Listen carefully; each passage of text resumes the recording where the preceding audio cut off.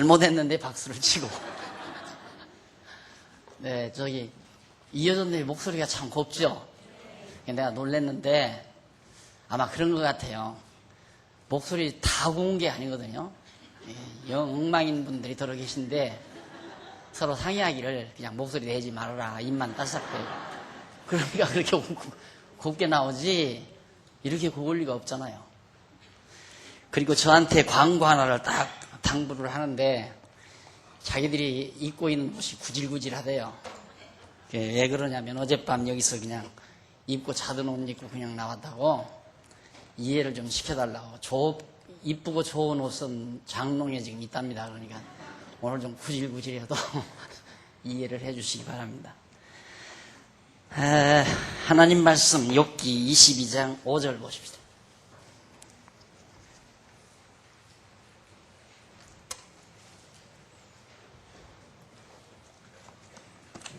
욥기 22장 5절.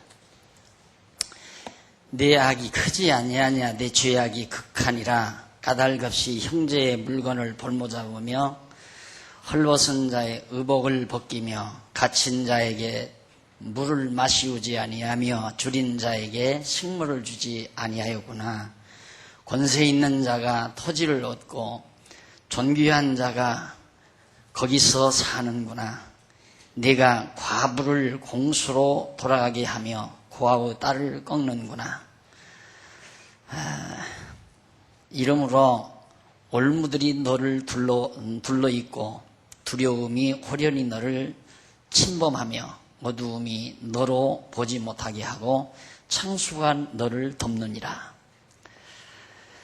5절부터 11절까지 지난 시간 조금 앞부분 5절 앞부분 조금 하다가 마무리했습니다마는 지금 현재 듣는 말씀은 여러분들이 지금 상고하는 말씀은 엘리바스가 욥을 향해서 잘못된 변론을 펴는 내용을 우리가 살피는 중입니다.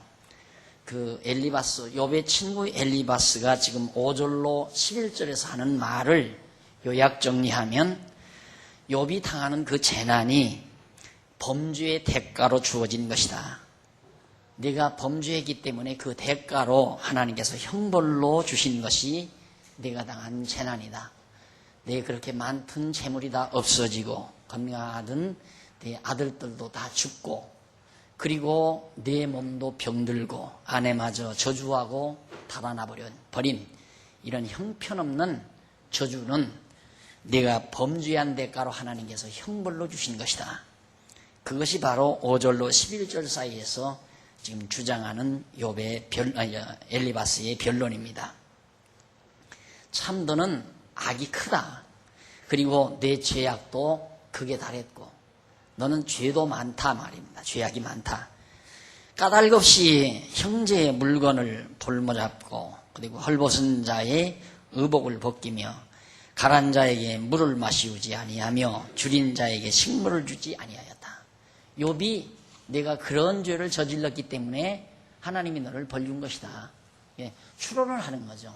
어디에도 앞에서 욥은 그렇게 살았다는 근거가 없습니다. 도리어 욥은 하나님을 잘 경외하면서 살고 하나님이 사단에게 욥을 자랑할 만큼 욥이 그렇게 성실하게 하나님 보시기에 아름답게 살았던 자라고는 했지만 욥이 그렇게 악이 극에 달하고 그리고 까닭없이 형제를 볼모잡고 그리고 헐벗은 자의 의복을 빼앗고 이런 악독한 일 그리고 목말라 하는 자에게 물도 주지 않는 그런 아주 몰인정한 인간이 욥이라는 표현은 한 군데도 없습니다. 그런데 이제 엘리바스가 추측한데 너 그렇게 아주 잔인하게 망할 수 있냐? 너무도 네가 혹독하게 망한 걸 보니까 네가 이러이러한 죄를 네가 저지른 것 같다. 하나님께서 네가 이런 죄를 저지르지 않았다면 하나님이 너에게 이렇게 혹독한 형벌을 주실 리가 없지 않느냐. 까닭없이 형벌 주시지 않는다. 그 말이죠. 그러면서 8절 권세 있는 자가 토지를 얻고 땅덩어리를 얻는단 말이죠. 존귀한 자가 거기서 사는구나. 권세 있고 존귀한 자는 많은 땅덩어리를 가지고 그 땅에서 호의호식하며 산다는 얘기죠. 오전에도 잠깐 말씀드렸지만 우리 조선시대의 양반 애들 한국을 다 점령하고 살듯이 권력과 결탁하고 그리고 정말 그 땅을 혼자서 도식하면서 우리나라도 지금 그렇다고 그러죠.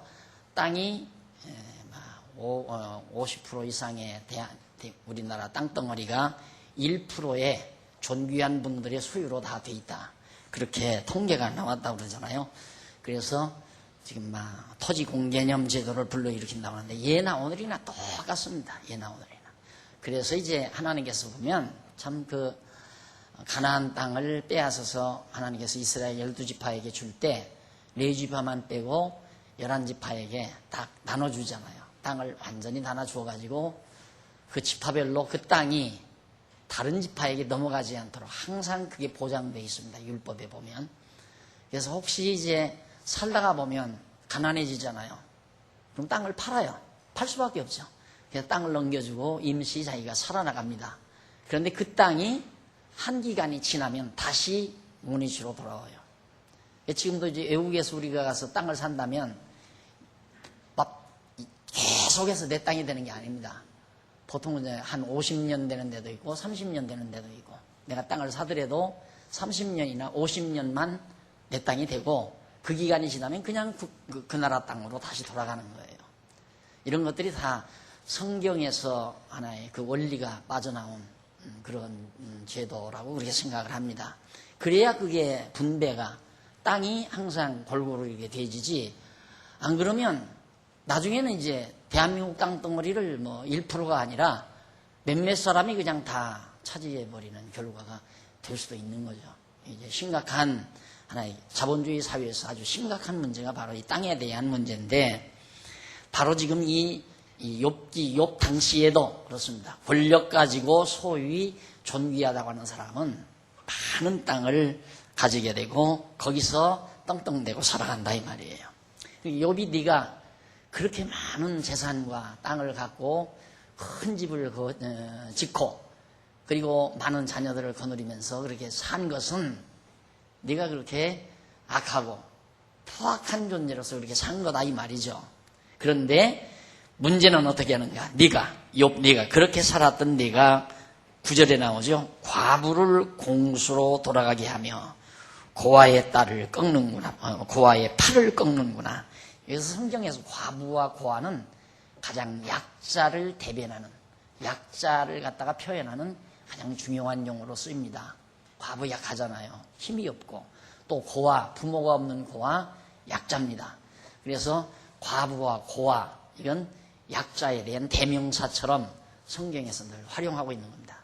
이 욥노는 그 넓은 땅을 차지하고 큰 재산을 가지고 살면서 힘없는 과부나 고아들을 돌본 게 아니라 도리어 과부를 공수로 과부가 아무것도 가지지 못하게 빈손으로 가게 만들고 그리고 고아의 팔도 꺾어버리고 이게 완전히 그냥 다 짓밟아 버린다는 얘기죠. 이게 이제 그 친구 엘리바스가 하는 말인데 이것이 옛날 사람이나 지금 사람이나 다 똑같은 거죠.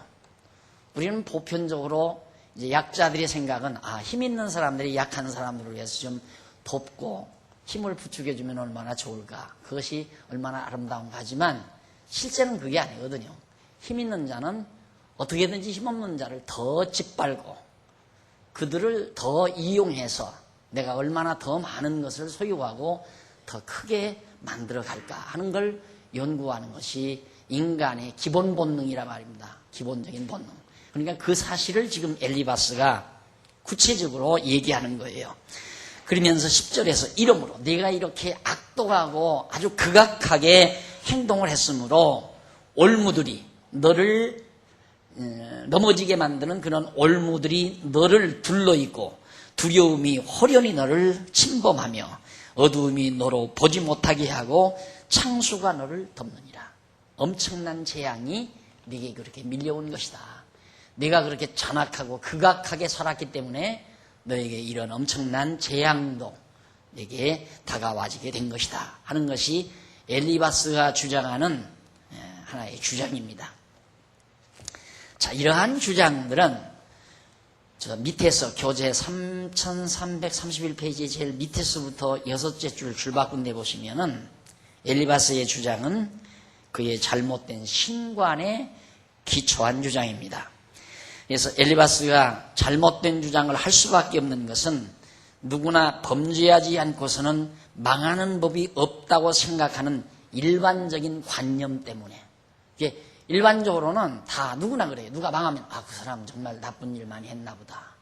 누가 망했다 그러면 어쩐지 정말 지독하게 인색하게 살더니만 망했다. 이게 무슨 그 사람이 행동을 잘못해서 망했다고 하는 생각을 보편적으로 가지고 있는 거예요. 그러니까 그런 보편관념, 보편적인 일반적 관념의 기초에서 엘리바스는 이론을 펼쳐나가는 거란 말입니다. 그런데 그게 아니거든요. 악한 사람도 망하고 악한 사람도 안 망하고 사는 경우도 있고 늘 제가 말하지만은, 그러니까 하나님을 잘 모르기 때문에 그렇게 하나님을 이렇게 자기 생각대로 규격화시켜 놓고 그런 자기 생각을 하나의 잣대로 정해놓고는 그 자로 모든 걸 다 재단하는 그런 어리석은 논리가 바로 지금 엘리바스가 펼쳐나가는 논리입니다. 그래서 누구나가 망하는 것은 범죄의 결과라는 통념에 의하여 욥의 고난을 범죄의 결과로 단죄한 것이 바로 지금 엘리바스가 주장하는 이런 주장입니다. 이러한 엘리바스의 잘못된 관념은 인본주의적인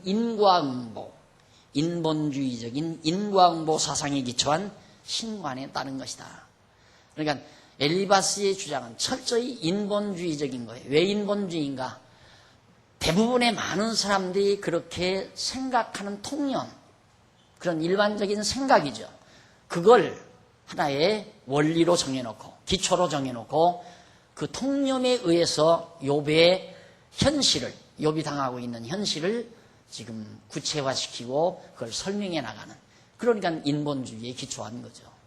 이게 어떻게 보면 그가 하나님을 전제하고 하는 것 같지만 따지고 보면 인본주의에 기초한, 통념에 기초한 그런 엘리바스의 주장이었다. 이것이 이제 11절까지의 내용이고요. 그 다음 이제 12절로부터 20절까지는 그 내용을 간단히 요약 정리하면 하나님께서 인간의 모든 행위를 아시고 심판하신다고 설명을 합니다. 오늘 낮에도 로마서 우리 공부했죠. 하나님은 인간의 모든 행위를 다 아신다. 모르시는 것이 없다. 속 중심까지라도 하나님은 다 살피신다. 그러니까 이 성경 욥기서를 보면 부분만을 잘라보면 아주 다 그럴듯해요. 그래서 허다한 교사들이 거기에 빠져드는 겁니다. 부분만 딱 얼마나 참 그럴듯한 얘기입니까? 하나님께서는 인간의 모든 행위를 아시고 심판한다. 그렇다, 맞다. 그래서 이제 엘리바스의 이론은 정당한 것이다라고 주장할 수도 있잖아요. 정반대의 해석을 하게 되지는 거죠. 그러나 지금 이 엘리바스가 말하는 이 말은 욥을 전제하고 하는 말인데, 욥의 경우도 그렇다라는 하나의 자기 나름으로 가지고 있는 통념에 의한 설명을 욥에게 그대로 적중을 시키는 거죠. 그러니까 지난번에도 제가 말씀드렸지만 하나님께서는 일을 시작하시고 그리고 역사를 종결을 맺는 거죠. 이게 이제 하나님이 한 번의 일, 이게 계시란 말입니다.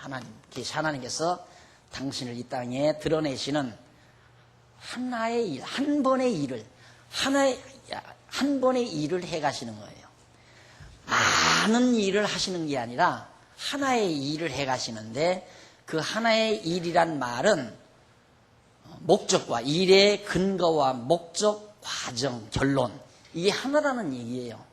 그러나 이걸 다 따로따로 재단을 해놓으면 많은 일이죠. 많은 일. 그러니까 하나의 목적을 이루기 위해서 많은 일들을 하나님이 설명해 가는데, 이 많은 일 가운데 하나의 일만 딱 떼가지고 설명이 가능하냐? 불가능하다 이 말이죠. 더더군다나 이 부분적인 이 일을 떼가지고 이것을 그 원인과 근거, 원인, 과정, 결론 이렇게 딱 들어맞게 말할 수 있는 원리,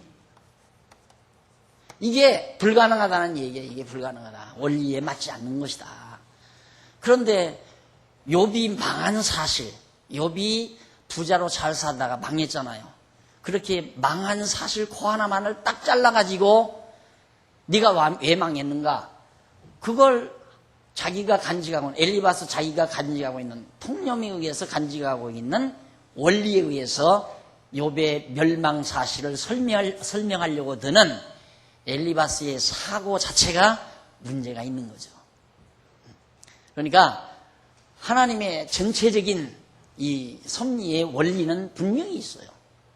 하나님이 정하신 뜻이 그것이 원리니까 그건 있지만은 많은 이 하나의 일을 해나가기 위해서 많은 일을 섭리해 가는데 그 많은 일 가운데 일부분을 띄어서 원리적으로 설명한다는 것은 엄청난 무리수가 되질 수밖에 없는 거다.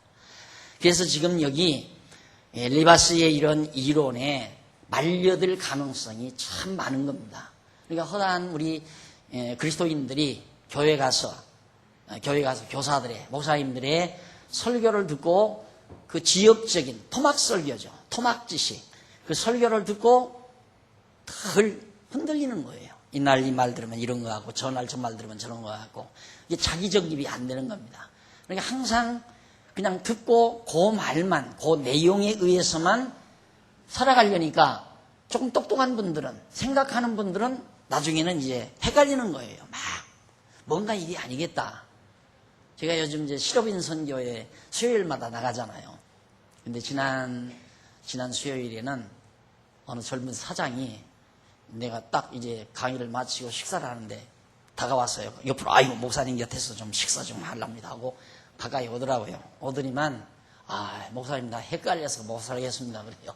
뭐가 헷갈리냐니까 자기가 지금 신앙생활을 한 20여 년 가까이 하는데 10여 년은 그냥 아내 따라서 적당히 아내 마음에 들게 하려고 좀 따라다녔대요. 그러다가 10년 전부터는 좀 열심을 냈는데 이상하게 자기가 열심을 내고 좀 해보려고 보니까 똑똑한 사람이 하나둘 교회에서 떠나더래요.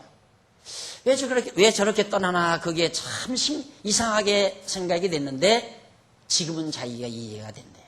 그래서 나도 이걸 떠나기는 떠나야 되겠는데 어디로 떠나야 되나 지금 궁리 중이라는 거예요. 그래서 이 양반이 우리 교회로 오십시오. 이 말 듣고 싶어서 그러는구나. 그래서 공부 열심히 하세요. 그러면 다 해결됩니다. 그러니까 옆에서 있다가 장안중앙교회로 가 그래요. 그러니까 아니 우리 교회까지 오실 건 없고 그냥 공부 열심히 하시면 됩니다.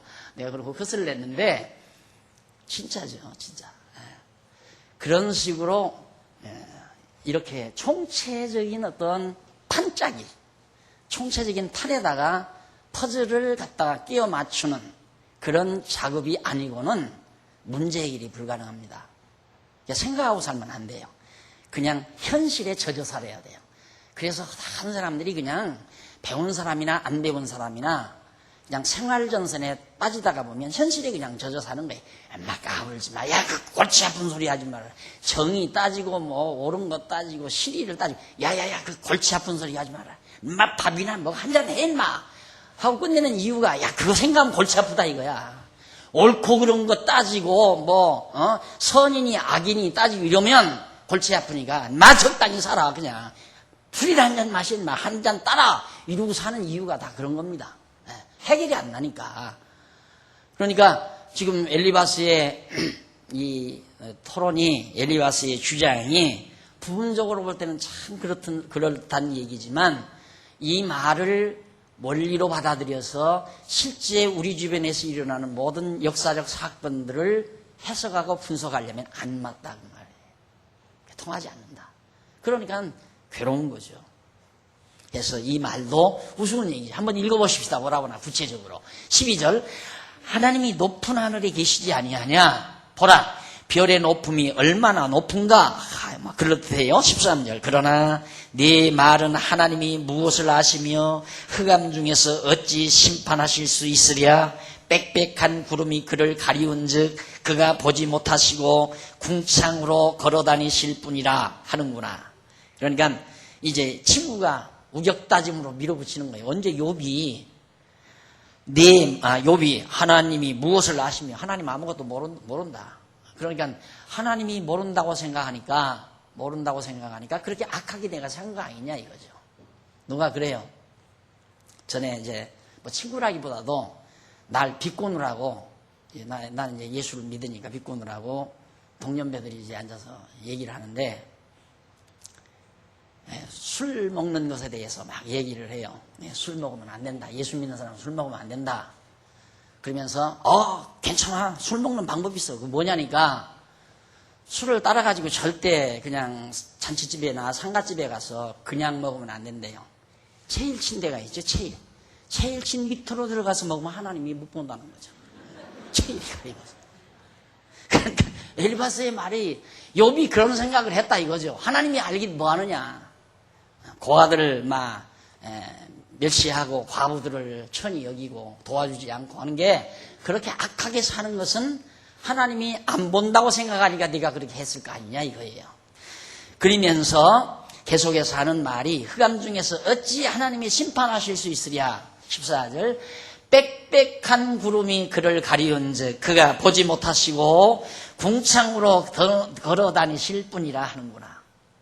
하늘에 막 새까만 구름이 꽉 끼어버리면 하나님이 어떻게 내려다보겠느냐. 욥이 이제 그렇게 생각한다 이거죠. 그러니까 자기는 그건 아니다. 엘리바스 자기 생각은 게, 하나님이 구름이 가리운다고 해서 우리를 못 보겠느냐. 무엇으로도 하나님은 우리 인간의 속 중심을 본다.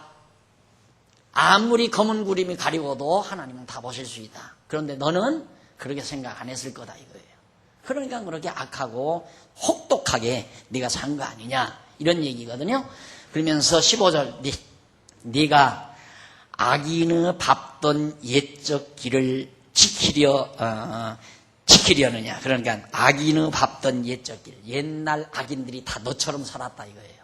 그러니까 과거의 악인들이 그렇게 살다가 다 망했는데, 너도 똑같이 옛날 악인들이 살아가던 그 길을 지금 네가 걷고 있다. 하나님 두려운 줄 모르고 하나님이 보길 뭘 보겠느냐, 하나님이 뭘 심판하겠느냐 이러면서 내가 온갖 범죄를 저질렀을 거다 이 말이죠.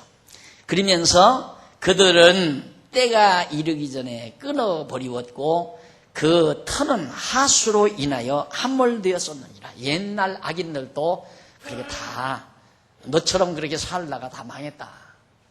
그걸 드는 거예요. 근거로.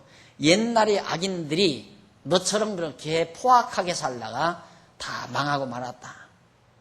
그러니 넌들 왜 안 망하겠느냐. 따라서 네가 그처럼 형편없이 망하게 된 것은 네가 행한 악한 행위 때문에 형벌로 그렇게 망한 것이라는 걸 지금 말해주고 있는 겁니다. 그러면서 17절, 그들이 하나님께 말하기를, 옛날 악인들이 하나님께 말하기를 뭐라고? 우리를 떠나소서 하며 또 말하기를, 전능자가 우리를 위하여 무엇을 하실 수 있으랴 하였으나 하나님이 좋은 것으로 그 집에 채우셨느니라. 악인의 계획은 나와 판이 아니라. 뭔 얘기냐면, 하나님은 악인들이 하나님께 말하기를, 우리를 떠나소서, 우리와 관계없이 우리를 떠나버리십시오. 당신이 우리한테 뭐 해줄 수 있습니까? 아무런 필요 없는 하나님, 당신은 우리를 간섭하지 마십시오. 그런 얘기예요. 옛날 악인들이 그렇게 했다는 얘기죠. 그러면서 하는 얘기가, 하나님이 좋은 것으로 그렇게 했지만은, 악인은 그렇게 하나님을 거부하고 하나님을 멀리 떠나라고 했지만, 하나님은 도리어 그들에게 좋은 것으로 그 집에 가득 채워서 잘 먹고 잘 살게 했다 이거예요. 하나님께서 그렇게 못된 인간도 잘 먹고 잘 살게 했다. 그런데 악인의 계획은 나와 판이 아니라, 악인은 그 부를 계속해서 자자손손 잘 누리고 싶었지만은 하나님은 그들을 전부 다 멸망시켜버리고 말았다. 그러니까 이 세상에 악인이 안 망한 사람이 어디 있느냐, 다 망했지, 이제 이런 얘기죠. 그러면서 악인은 19절, 악인은 보고 기뻐하고 무죄의 자는 그들을 비웃기를, 우리의 대적이 끊어졌고 그 남은 것이 불사른 바 되었다 하느니라. 악인이 그렇게 포악한 일을 하다가 부와 영화를 누리면서 포악하게 살다가 망하니까 의인들이 속이 시원했다 이거죠. 아이고 죄 짓고 살더니만 잘 망했다. 폭삭 잘 망했다. 그러면서 의인들이 좋아서 웃는다 이 말이에요. 세상사가 다 그런 것이다. 그러니까 악인은 망하는 법이다. 이 얘기죠. 그래서 하나님은 반드시 인간의 속 중심, 인간의 행위를 보고 인간을 심판하시는 하나님임을 지금 이 엘리바스가 주장하고 나온 겁니다.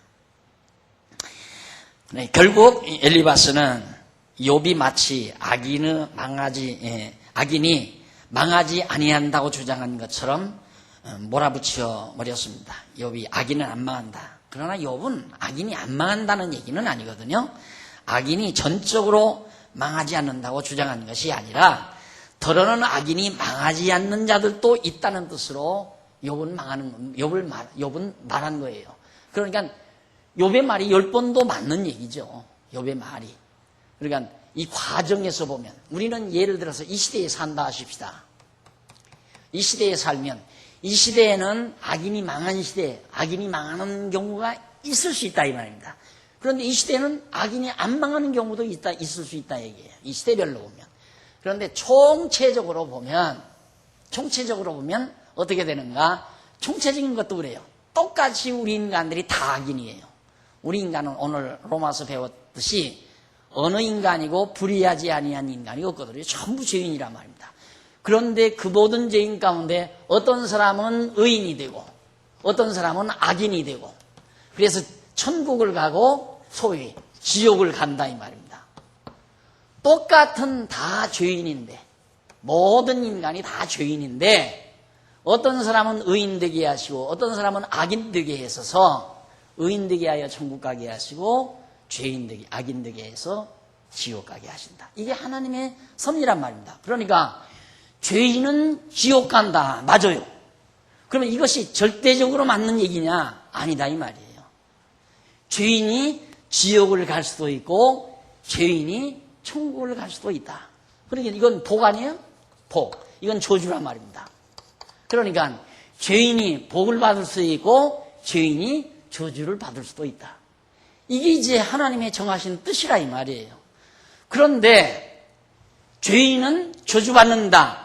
그 일방적인 부분만을 원리로 정해놓고 하나님의 모든 섭리를 이 원리에 의해서 이 하나의 잣대에 의해서 이 모든 역사적 사건들을 재단을 한다는 것은 어리석은 일이다 이 말이에요. 참으로 어리석은 일이다. 하나님을 모르기 때문에 그러는 거다 이 말이에요. 하나님을 알면 이런 일방적인 이런 원리를 뽑아가지고 하나님의 섭리 전체를 재단하는 건 잘못된 거라 이 말이에요. 하나님은 모두가 다 죄인이지만 우리 모든 인간이 죄인이지만 어떤 사람은 의인 되게 해서 천국을 가게 하시고 복을 받게 하시고 어떤 사람은 악인이 되게 해서 저주를 받게 하시고 이것이 하나님이 해가시는 섭리란 말입니다. 그러니까 이걸 우리가 정확하게 알지 못하면 결국 엘리바스의 논리에 우리들도 빠져드는 거죠. 욥은 계속해서 악인이 망하지 않는다는 말이 아니에요. 더러는 악인이 망할 수 있지만 악인도 망하지 않는 수도 있다 이 말이에요. 그러니까 욥의 말이 훨씬 더 옳은 말이고 깊이 있는 얘기라는 뜻입니다. 그 다음 이제 22장 21절로 30절에 보면 엘리바스가 욥에게 하나님께 돌아가라 권하며 위로하는 내용의 그 내용을 요약을 하면 엘리바스가 욥한테 너 이제라도 회개해라 이 말이 쉽게 말해 돌아가라. 하나님께 돌아가라는 말은 회개하라는 말이거든요. 하나님께 돌아가라 권하면서 위로해주는 말로 이제 자기의 주장을 마무리하는 겁니다. 한번 보십시다. 너는 하나님과 화목하고 평안하라. 21절 나오죠. 그리하면 복이 내게 임하리라. 너는 하나님과 화목하고 평안하라. 그리하면 복이 내게 임한다. 너 하나님께 돌아가면 이제라도 너 하나님께 벌 받아서 저주를 받아서 지금 망했으니까 하나님께로 빨리 회개하고 돌아가면 하나님이 복 주실 거다 이 말이에요. 그럴듯한 말 아니에요? 부분적으로 들으면 맞는 얘기지. 그래서 대부분의 교사들이 이 욥기를 그렇게 강의하는 겁니다. 보십시오. 엘리바스는 하나님께 돌아가면 복 준다고 했습니다. 여러분들이 사업이 안 되고 가정에 우환이 있고 어려움이 부딪혀오는 건 다 하나님을 잘못 믿기 때문입니다. 벌 받아서 그렇습니다. 저주받아 그렇습니다. 이런 식이에요. 그러니까 그럴듯하게 들리는 거죠. 그런 말들이. 지금 엘리바스가 하는 말이 그 얘기 아니에요. 그러니까 이제라도 회개하고 하나님 앞에 엎드리고 하나님께서 불쌍히 여기셔서 복 주시고 회복시켜 주시고 사업도 잘 되고 몸도 건강하고. 그런데 그게 아니잖아요. 바울은 정말 하나님께 돌아와가지고 팔자망친 사람이에요. 바울은 육신적으로 보면 팔자망친 사람이죠. 신세를 그렇다고 그러잖아요. 신세를 그렇게 했다. 그런 사람이 신세를 그런 사람이에요. 바울이. 왜? 그는 정말 그리스도에게 돌아오지 않았으면 권좌를 누리고 권세를 누리고 부귀와 영화를 누리고 정말 어깨 펴고 당당하게 그 시대에 성공한 자로 그렇게 살아갈 사람입니다. 바울이라는 사람이, 사울이. 그런데 어쩌다가 그만 다메섹 도상에서 부활하신 예수 그리스도를 만나고 난 뒤로 가는 곳마다 두들겨 맞고 도망치고 감옥에 갇히고 헐벗고 굶주리고 위험을 당하고 죄수가 되고 팔자망친 사람 아니에요? 육신적으로 볼 때 그렇다고 말이에요. 그러니까 정말 말도 되지도 않는 그런 말이 오늘날 대부분의 많은 성도들에게 하나의 원리처럼 진리처럼 자리 잡고 있다는 거. 이것 때문에 조금 생각하다가 보면 많은 갈등을 겪어요. 그러니까 생각 없이 자기가 세뇌당에서 끌려 들어가면 그냥 10년이고 20년이고 일단 그렇게 다니면서 세뇌가 된다면 그 다음 못 빠져나와요. 왜? 겁이 나서. 아이고 내가 만약에 떠났다가는 하나님이 저주하면 어떡하나. 이래서 교회를 할 수 없이 그 사람이 그래요. 제 옆에 와서 식사하는 사장이 이거 뭐 주일날 한 번이라도 안식일이라고 하더라고요. 안식일날 안 나갈래도 막 벌이 쏟아질까 봐서 하나님께서 벌을 내린다고 그래가지고 안 나갈 수 없다는 거예요. 항상 불안하고 늘 불안하고. 근데 보니까 눈알도 땡글땡글하니 아주 똑똑하게 생겼어요. 미나게나 생겨서 모르겠는데 아주 똑똑하고 그렇게 생겼는데 일단 그렇게 쇠뇌당하니까 사람이 병신소리를 많이 골라서 하더라고요. 그러니까 정말 하나님의 이 놀라운 섭리를 올바로 분별하는 것은 바로 하나님의 뜻을, 정하신 뜻을 이해하는 지혜가 전제되어야, 그래야 그런 어리석은 말에 우리가 말려들지를 않는 거죠. 그러면서 22절에 보면 청컨대 너는 그 입에서 교훈을 받고 그 말씀을 내 마음에 두라. 하나님 말씀 잘 들어라 이 말이에요. 23절 내가 만일 전능자에게로 돌아가고 또 네 장막에서 불의를 멀리 버리면 다시 흥하리라. 얼마나 정말 기가 막힌 설교죠. 너 전능자에게로 돌아와 하나님께로 돌아오고 그리고 네 집안에서 모든 악을 저버려라. 술도 끊고 담배도 끊고 노름도 끊고 행위도 다 고치고 그렇게 선하고 착하게 살면 하나님이 복 주어서 당신 집안에 큰 행운이 돌아오도록 하나님께서 은총을 베푸신다. 똑같은 얘기 아니에요? 엘리바스. 그래서 언젠가 제가 그랬죠. 이 욥의 세 친구의 논리들은 삼류 종교 지도자들의 설교 소리와 똑같다. 하나도 빈틈이 똑같아요. 삼류 종교 지도자들의 설교 소리, 그리고 설교 소리, 그 다음 법도? 아니, 설법 소리. 설법 소리나 설교 소리나 똑같아요. 여러분, 산사를 찾아보셨습니까? 쉬러 나가다 보면 절간을 찾죠. 특히 속리산에 가면, 그 무슨 절입니까? 막 방송, 스피커 걸어놓고 아주 사람의 심금을 울리는 목소리로 쫙 나옵니다. 기억은 안 나는데, 악하게 사는 것이 정말 우리 인간에게 행벌로 달아온다. 선하고 착한 마음으로 우리가 마음먹을 때 행운이 우리에게 돌아온다. 그런 말로 막 늘 나오잖아요. 그런 목소리가. 그거나 교회 강단에서 외쳐지는 삼류 지도자들의 설교설이나 하등 다름이 똑같아요. 그래서 요즘에는 불교와 기독교가 만나요. 천주교도 만나고 불교도 만나고 기독교도 만나고. 왜? 다 같다 이거야. 다 원리가 같다. 그래서 이제 종교다원주의에 기초해서 이제는 모든 종교는 다 원리적으로는 같다. 그래서 이제 종교 통합론이 나오게 되는 거예요. 그러니까 당연히 그러니까. 그래서 오늘 정말 우리가 욥기를 우리가 상고해 가면서 참으로 올바른 진리를 분별할 수 있는 지혜를 얻는다는 것은 이 거칠고 어두운 세상을 살아가는 데 있어서 매우 중요한 내용이라고 생각이 되고요. 사실 생각하며 사는 살려는 인간만이 생각하며 살잖아요. 그냥 동물은 본능적으로 감정에 의해서 사는 게 동물이에요. 본능에 의해서 본능적으로 감정에 의한 본능에 의해서 사는 게 동물이고 인간도 동물처럼 감정이 있고 감정이 있는 본능이 있지만은 그 위에 이성이라는 게 있어요. 이성적 능력에 의해서 감정을 다스리며 생각하며 사는 것이 동물과 다른 인간의 모습이거든요. 이성 기능이 있으면 뭐예요? 이성 기능이 아무리 있다 할지라도 올바른 이성 기능을 발휘할 수 있는 정보가 없으면 필요 없다 이 말이에요. 이성 자체가 갈등을 겪는데 이것인가 저것인가 옳은가 그른가를 이성 자체가 분별을 못하면 결국 인간은 이성을 포기해버리고 감정으로 살 수밖에 없는 거예요. 본능에 따른 감정에 의해서 살 수밖에 없는 거죠. 그래서 사실 현대문명을 감정문화라고 그러잖아요. 감정문명. 이성 다 지켜놓고. 왜? 이성으로는 해결이 안 되니까. 그래서 공부를 많이 한 사람일수록 술자리에서 야 집어치워. 뭐 그럴듯하게 고상한 이야기. 뭐 선이 어떻고 종교가 어떻고 신앙이 어떻고 인간의 가치가 무엇이고 야 골치 아픈 소리. 막 돈이야 돈! 이거지. 술이나 한 잔 더해 새끼야.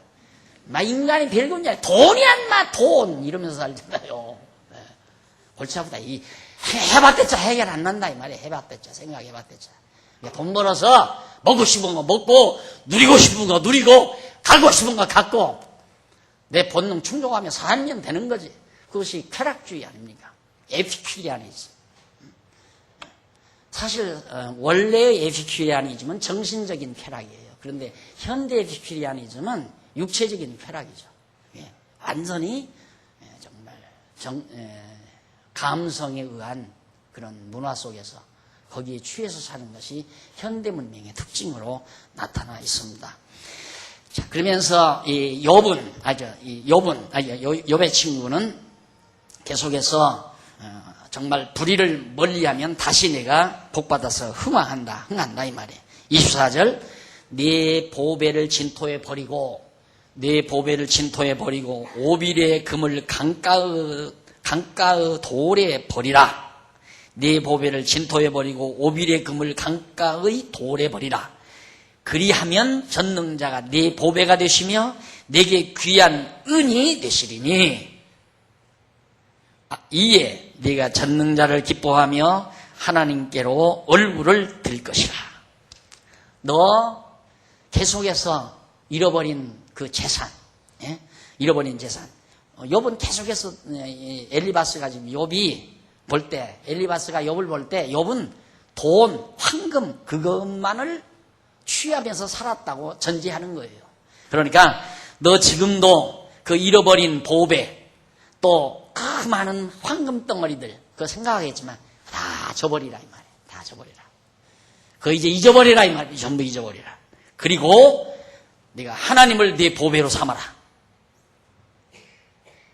그리고 하나님이 전능자 하나님이 내 보배가 되시고 내게 귀한 은이 되신다. 아주 그럴듯한 말 아니에요. 그러니까 욥이 황금덩어리 갖다가 다 버리면 아마 엘리바스 자기가 주워가려고 그랬던가 봐요. 그거 다 네가 저버리고 하나님을 보아로 그렇게 살아야 이 하나님께 돌아와야 내가 복을 받는다. 그렇게 참 교회에서도 그렇죠. 교회에서도 보면 여러분 하나님과 재물을 겸하여 섬길 수 없습니다. 이러면서 이제 돈 벌러 다니고 돈을 위해서 사는 사람을 다 속되다고 생각을 하는 거예요. 하나님의 일을 해야지 그냥 육신적인 일에 막 어쩌고저쩌고 부흥상 와서 난리를 쳐요. 그러면 성도들은 이거 돈 버는 일을 좀 줄이고 어떻게든 이제 주의 일을 할 수 있는 교회 와서 이런 일도 하고 저런 일도 하고 이런 충성도 하고 저런 충성도 해야 되겠다 이렇게 마음을 먹어요. 그런데 한 셋째 날이나 넷째 날쯤 가면 돈 갖고 와라고 난리야. 이제 돈 갖고 와라. 돈 안 내고 복을 받겠느냐. 하나님께 돈을 갖다 내야 하나님이 복을 주지. 많이 내면 많이 받고 적게 내면 적게 받는 거다. 없으면 빚이라도 얻어다 내라. 이게 빚이라도 얻어다. 근데 지난번 그 사장님이 제 옆에 와서 그래요. 목사님 11조를 내라고 그러는데요. 소득의 11조를 내라고 그래요. 그런데 소득의 11조뿐만 아니라 그 다음에 재산의 11조를 내래요. 그러니까 10억 재산을 가지고 있으면 1억을 내라 이 말이에요. 그리고는 또 그것만이 아니라 한수 더 뜨는데 사업을 하려고 은행에서 대부를 받으면 10억 대부를 받으면 그것도 11조를 떼라고 그런다는 거예요. 그거 맞는 얘기입니까? 라고 물어요. 나더라고. 내고 싶으면 내세요. 말이 안 되잖아요.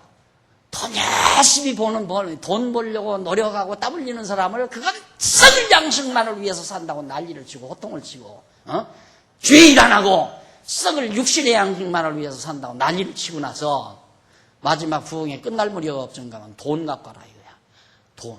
돈 많이 내야 하나님이 많은 복 주니까. 그래 헷갈리잖아요. 근데 그 말 듣고 헷갈리는 사람도 또 없어. 왜? 하도 일주일, 한 3, 4일 동안 들떼놔가지고 머리가 열을 받아가지고 이성 기능이 다 마비가 된 거야. 머리 열 받으면 이성 기능이 없어져 버려요. 여러분 막 그 노래 부르며 춤추는 아가씨들이 배꼽을 어떻게 내놓겠어요? 어떻게 내놓는지 그 원리를 모르죠. 부끄러움이 없어져 버려요. 이성 기능이 다 마비가 되니까 막 열받아서 이러니까. 그러니까 머리가 다 뜨거워져가지고 배꼽이 나오는지 엉덩이가 나오는지 하나도 부끄러움이 없어진다 이 말이에요. 왜? 이성 기능이 마비가 되니까. 근데 지금 멀쩡히 앉아있는 우리 청년들 배꼽티 입고 나오라면 절대 못 나오죠. 여기 배꼽티 입고 한번 여기 나와 서봐 하면은 죽어도 안 나오려고 해요. 왜?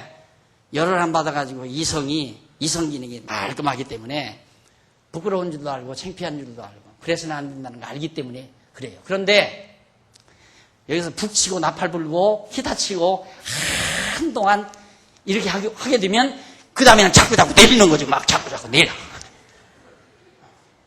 그래서 배꼽이 튀어나오게 만든다 이 말이에요.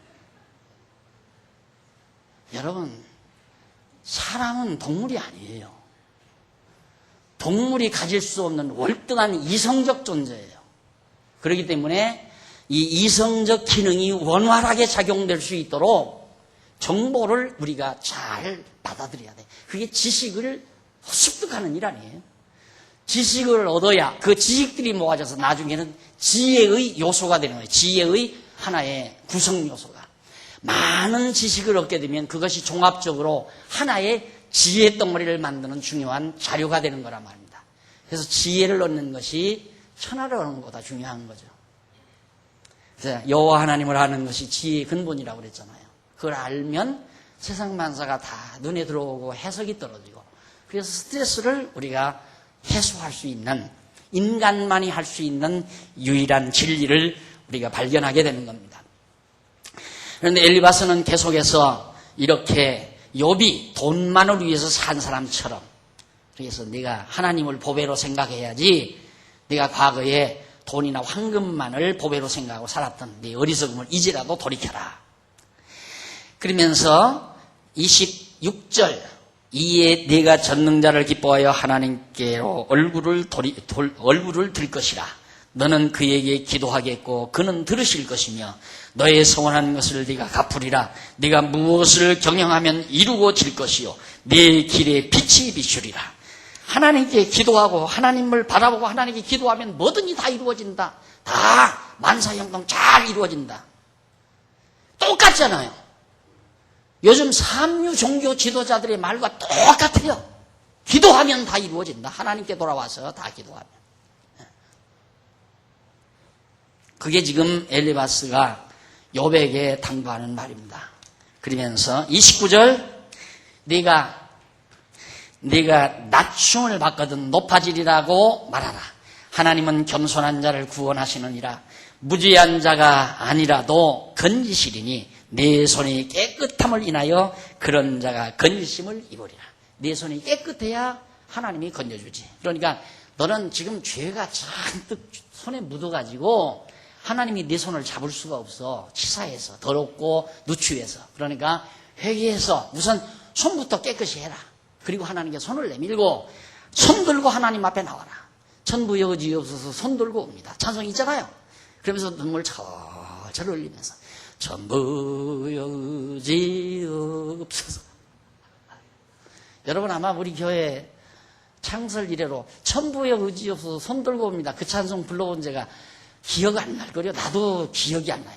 난 그 찬송 때문에 너무너무 내가 젊은 날 많은 시간을 낭비한 건 아니죠. 그런 세월이 있기에 오늘이 제가 있기 때문에 나는 허다하게 불렀지만 엄청나게 그 찬송을 불렀지만 나한테 배우시는 분들은 절대 이 찬송 부르게 하지 않아요. 전부의 의지 없어서 하고 부르시자면 두 눈에서 눈물이 쫙 쏟아집니다. 지금 엘리바스가 욥에게 그걸 권하는 겁니다. 나와라! 손 들고 겸손히 낮아져서 하나님께 나와라. 그러면 하나님이 너를 높이시리라. 내 모든 일들을 형통케 하시고. 하나님께 의지해봐라. 기도하고 안 되는 일이 뭐 있느냐. 만사가 다 형통하게 이루어진다. 다 엉터리 소리입니다. 거짓말이에요. 있을 수 없는 얘기예요. 그렇게 되는 게 아니에요. 그러니까 자기 욕심 구하는 거 이루어지지 않아요. 하나님의 뜻대로 되는 거예요. 그러니까 기도를 할 테면 늘 우리는 하나님의 뜻을 알고 구해야죠. 하나님이 이 뜻이 이것이 하나님의 뜻이라고 생각하면 그게 믿어지면 구할 수 있습니다. 예수님의 기도가 그거 아니에요. 정말 자기가 십자가 지는 것이 정해진 하나님의 뜻이에요. 예수님이 볼 때 십자가를 지는 게 왜? 그걸 제자들에게 미리 가르쳤어요. 내가 이제 얼마 안 있으면 간다, 죽으러. 십자가에 못 박혀 죽으러 간다, 이 말입니다. 그때 너희들이 다 나를 저버리라. 이렇게 다 예수님이 알고 있고 하나님의 정하신 뜻을 예수님이 알고 있었어요.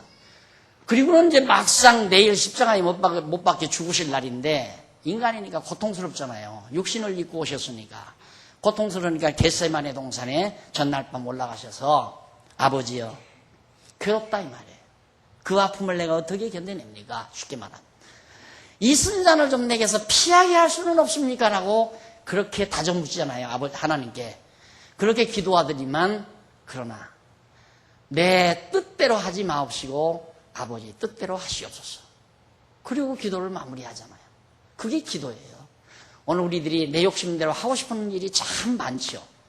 그런데 그런 욕심대로 하고자 하는 의욕이 강하면 강한 만큼 삶은 피곤하고 고달픕니다. 예, 내 의욕을 꺾으면 꺾는 만큼 삶은 편안하고요. 예, 그러니까 항상 생활 속에서 내 뜻대로 마옵시고 아버지의 뜻대로 하시옵소서.